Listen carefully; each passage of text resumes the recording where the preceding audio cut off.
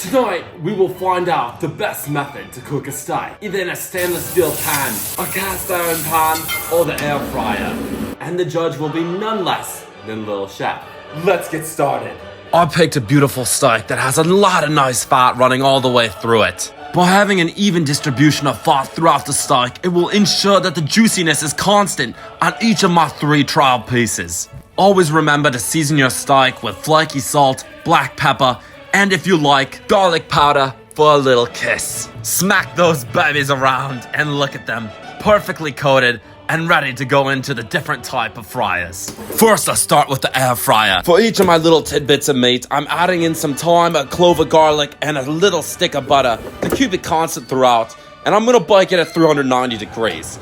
Now while that's baking, I'm heating up my olive oil on both my cast iron and my stainless steel pan, and while those are heating up, let's check on our air fryer.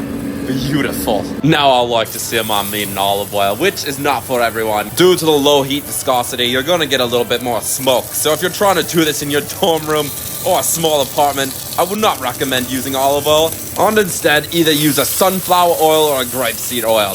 You will see that the stainless steel pan has a beautiful crust on the outside of that steak, which in turn would end up being the best crust out of all 3 methods, which makes sense since stainless steel gets the hottest out of any pan you can grab. Remember, once you flip, base, because that helps solidify the crust and traps in all those flavors. As you see on the cast iron pan, we also get a great sear. You get great sears on cast iron, a lot of flavor packed in there. If I would have let my cast iron heat up just a little bit more, there might have even been a better crust established.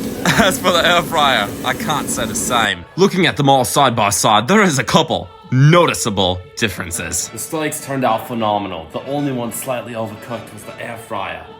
As you can see on the air fryer one, no real great crust was established. The stainless steel pan one turned out what I believe was the nicest of all of them.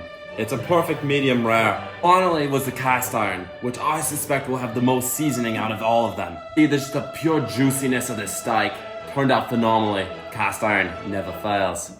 Well, I prefer the cast iron. The final decision is not up to me, but in the paws of Little Chef. Oh, thorough taste test is being done.